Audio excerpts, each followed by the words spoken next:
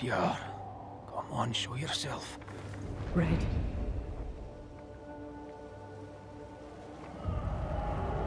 It's behind me, isn't it? Yes. Of course it is. Every bloody time.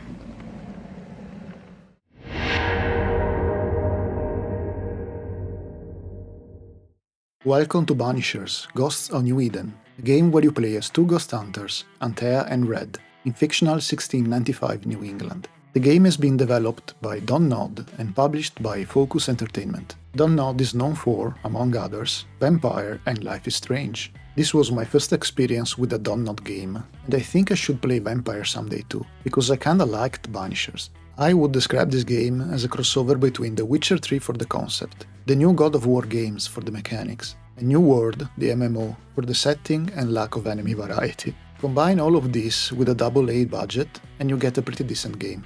I would describe it essentially as an action RPG, but it's more focused on the narrative and exploration elements. I know I'm not selling the game very well to you right now, but while it may not be particularly original, the flaws are minor.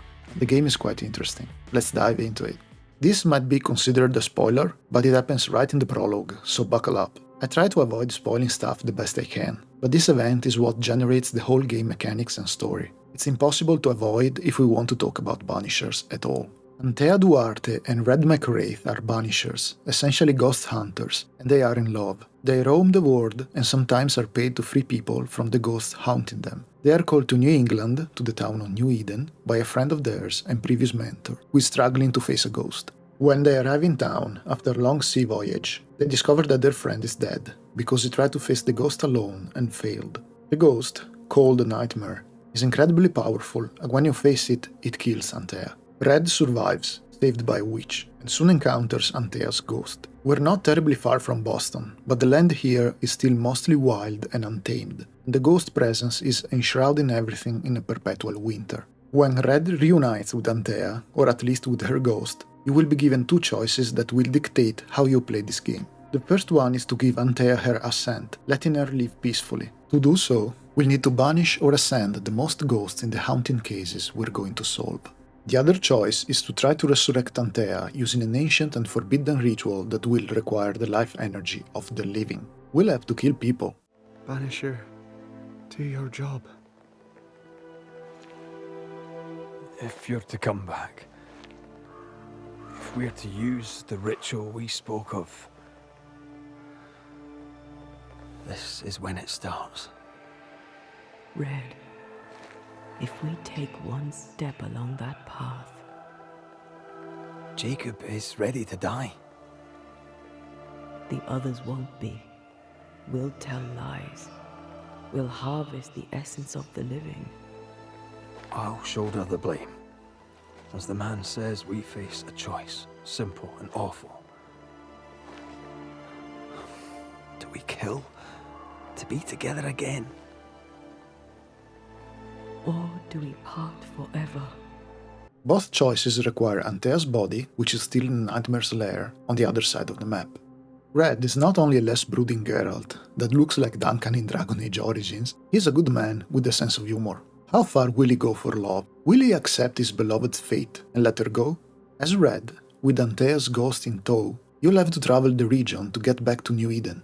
While doing so, you'll encounter New Eden settlers who fled the cursed town and gathered in small settlements. In these settlements, you'll find a lot of people haunted by different kinds of ghosts, and solving these cases is the way to gather the needed power to ascend or resurrect Antea. She won't be only a passenger though, as both protagonists are complementary to each other and interact with the world in different ways. While it may seem easy to establish your gameplay direction from here, it's not always easy to make a decision. In this Puritan colony, some people you'll meet will be less than decent persons. Most of them are not innocent at all, and the ghosts are there for all kinds of different reasons. It's not black and white, it's all shades of grey. As Red, will you still be able to remain a good man when facing these situations? Also, why is the Nightmare here? What spawned it? You're going to find out, and you're not gonna like it. Banishers presents heavy themes like no specific order, religious extremism, alcoholism, mental illness, homosexuality, misogyny, indiscriminate killing of the native population, racism. You get the gist of it. Not a lot of easy choices to make. The truth, my friend. The truth now. Have I not always been there for you? Tell me. I did not think they would attack you. I swore it was not the plan. I helped you wreak vengeance upon them. Every last one. Every last one but you. I need no banisher. The spirit of Squire Sincere Paris is mine. This game is not classified as an RPG, but the decisions you'll make will contribute to shaping the world around you. Will you spare the key figure of a settlement who committed an atrocious deed, or will you take their life for your personal gains? The temptation is always there. A friend of mine said, "It shows it's not really an RPG, you can kill people." My first reaction was, what? Then I understood what he meant. You can't go murder hoboing around like in classic RPGs. You're led to conclusions, and there you'll decide if you should take or spare a life. This game is more narrative and about decision-making than a real role-playing experience. Most quests are going to change slightly after your decisions, so it adds a bit of replayability. Don't expect big changes though, or not in all of them. This is still a AA game, and branching out in quests is extremely expensive on a budget. I'd say it's enough to make you feel immersed, to make you think what to do matters, at least main story-wise. I did 2 runs of this game to experience both endings. If you rush the main story and do only the absolutely necessary, I'd say the game will take you about 25 hours. But if you want to do everything like I did in my first run, do every quest, explore every corner, gather all the treasures and collectibles, and do all the side activities, it may require about 75 hours. Granted, the more you do, the more powerful you'll be when facing the nightmare. I'd say the game is well polished. In 2 runs, I found only 1 bugged activity that I couldn't complete, and a combat encounter with enemies spawned below the ground texture. The first issue didn't have any real consequences, and for the second one, I fixed it by reloading. By the way, the game autosaves constantly, so you never lose any real progress, and the loading times are very fast. I was never stuck in a situation I couldn't get out of, and the game never crashed. Most likely, the aspects you may not like about Banishers are linked to the game design, not its development. The quest system is divided into tiers, as is often the case in RPGs. However, this game is not strictly speaking an RPG. You have your main story, which will lead you from your defeat at New Eden town to all the regions of the map, then back to New Eden again. While doing it, you'll be guided through the game systems in an immersive way, which is the method I prefer. You'll be exposed to one game mechanic at a time, with time to learn it. Then you have the hunting cases, the secondary quests. You'll meet someone who's hunted, or a ghost, and you can choose to get involved. You'll follow an investigation case with Red and Antea, gather clues, collect them in your journal, and finally bring closure. Antea, as a ghost, can see things the living can't, and she will be instrumental in finding more clues. Bringing closure means you have to decide if you banish the ghost, ascend the ghost, or blame the living. This is all explained in the game lore through collectibles, and the difference can be subtle. Blaming the living means you're going to kill them and steal their life essence for Antea's resurrection. But the real difference between banishing and ascending is discovered during the story. It's not only for flavor, and both of these choices contribute to Antea's ascent. You'll take an oath between Red and Antea on what conclusion to achieve. You can change this oath about 2/3 into the main story, but then you have to stick with it or get the bad ending. To resurrect or let Antea ascend, you'll need to choose the same conclusion for the most haunting cases you solve. Blame for resurrection, banish/ascend for letting her peacefully go. So you have to stick with your intent for most of the game, and believe me, it won't be easy. As a third tier of quests, we have the activities. Those are simple quests, like gathering something for someone you spared on a haunting case to help them, and they can change depending on your decisions. I had only 2 things I didn't terribly like about the system: the backtracking and being led by the nose, as Red said. I feel like I'm being led by the nose. It's playing with us. Wants us to feel powerless. All those quests will have you run around the map quite a bit, and fast travel points are not always easily accessible. I would have preferred the ability to fast travel to a campfire from anywhere on the map, instead of from campfire to campfire. It would have been easier. And for the haunting cases, the game really leads you toward the clue you have to find. You cannot fail or miss something. I would have preferred a little less hand-holding. Exploration is a significant aspect of the game. You can skip most of it by just following the main quest and the haunting cases. However, there are resources scattered around to perform rituals and enhance your equipment, from plants to metals, leathers, and more. If you gather them while doing the quests, you'll most likely be fine and have all you need to proceed. But I found it very satisfying to roam around looking for spectre nests or hidden treasures. This is where many people compare Banishers to games like God of War. The game features a big map, a semi-open world with large regions connected by narrow corridors that serve as loading screens. You'll climb and slide through walls, but as you progress through the main story, you'll find means to reach locked parts. You'll encounter different kinds of barriers that require Antea's special abilities, called manifestations, to be destroyed. These abilities, mostly combat skills, can also help you eliminate barriers. You will unlock them as you progress through the main story.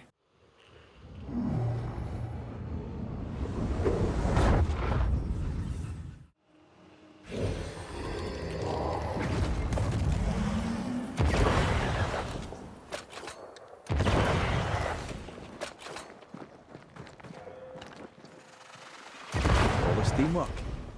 There are various optional activities you can do, such as clearing spectre nests, manifesting and fighting elite ghosts or bosses called scourges, and finding treasure chests. There are also endless versions of these activities if you want to farm them. Additionally, there are void breaches you can unlock. These are brief jumps into another realm, where you'll fight through regenerating enemies and face a final confrontation to exit. Once back in the world, in a different place than where you entered the void, you'll always find treasure to collect. These activities also have modifiers, adding variety and challenge. There are also puzzles with treasures, called Haunted Grounds, where you have to find a way to reach the chest. For treasure, you'll also find cursed chests, requiring you to find 3 dolls of the same type to perform a ritual and retrieve a piece of equipment. Some treasures are buried and can be found using treasure maps. At certain points, you'll find ghost wards, preventing Antea from manifesting. Usually, they are in places where you'll need her for combat or exploration, so you'll have to find and shoot them with Red's musket. You can fast travel from campfire to campfire, unlocking them as you explore the map. However, some are in difficult to reach places, requiring a lot of running around. As I said, I would have preferred the ability to fast travel to campfires from anywhere in the world to reduce backtracking. Additionally, the ability to put your own markers on the map would have been useful. Some people find this game's combat bad, and are very vocal about it, but I suspect they were looking for a more action-oriented game.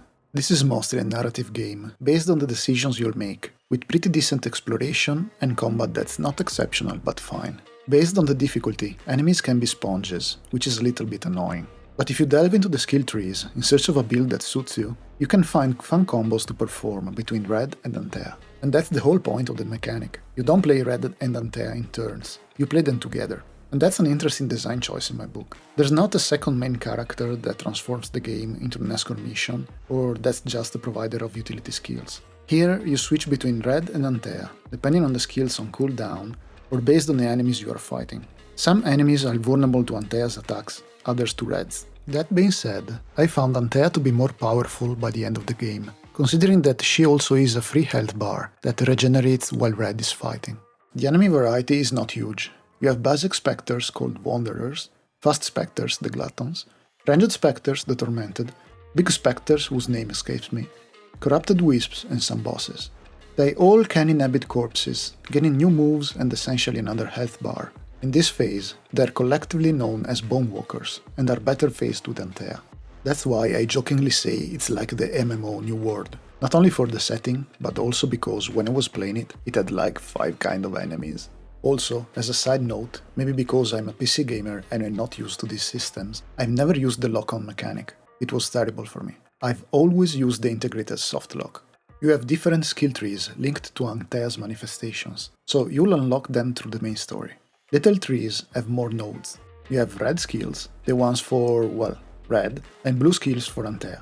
They have different point pools. Red's one gained by leveling, and Antea's by solving haunting cases. Some groups are fully reds, some fully Antea's, others are mixed. You can unlock combos between Red and Antea.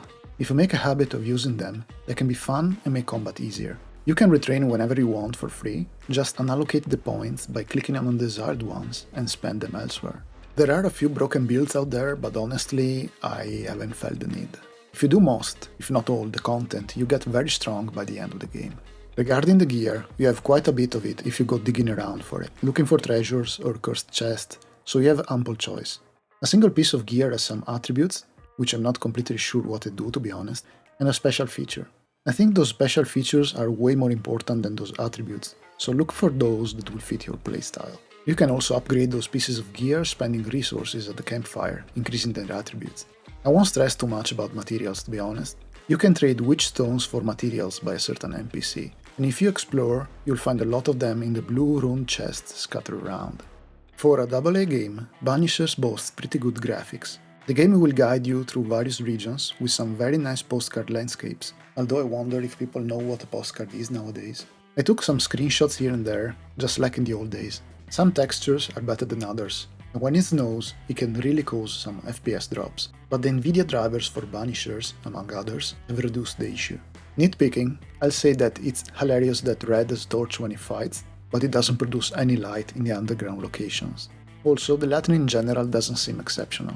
Some animations are a bit stiff, and it seems everyone wants to look edgy with their arms crossed and holding their chin. Lip sync can be bad at times, sometimes being quite off. I had the impression that a lot of effort was put into the two main protagonists' look and animations, leaving secondary characters a little behind. But it could have been a budget allocation decision, which I can understand.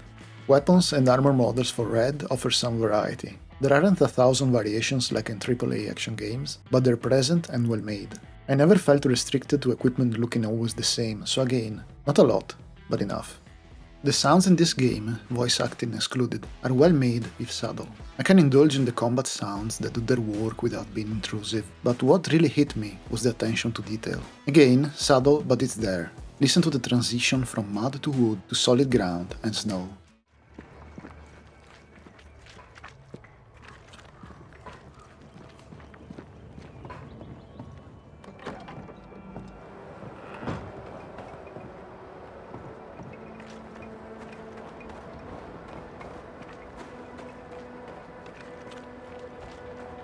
The music is also subtle, accompanying you without being excessively present, like a delicate movie soundtrack. A few examples: accompanying you during combat,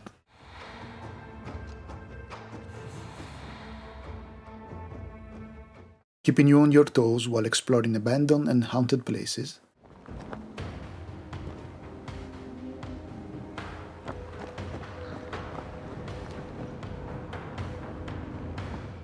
being eerie while you delve into underground locations,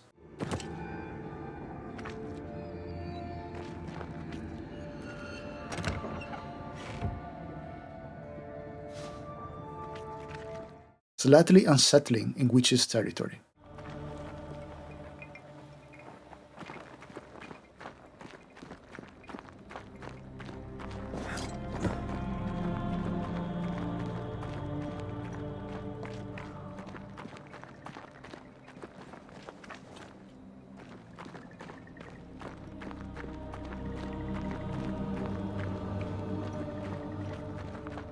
It's a pity sometimes it stops abruptly, and you hear the sudden silence that reminds you there was a soundtrack before.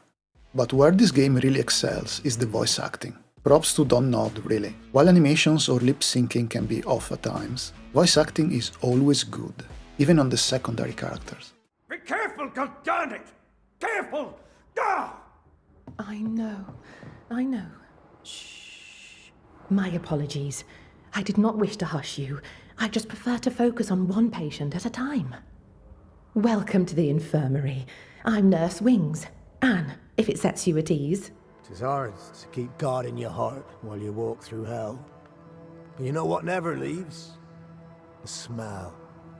That sickening, coppery vapor rising as a man's life pools beneath him.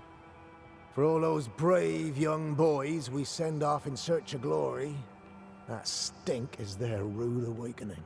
There's quite a range of accents, tone of voices, and a wide range of emotions delivered.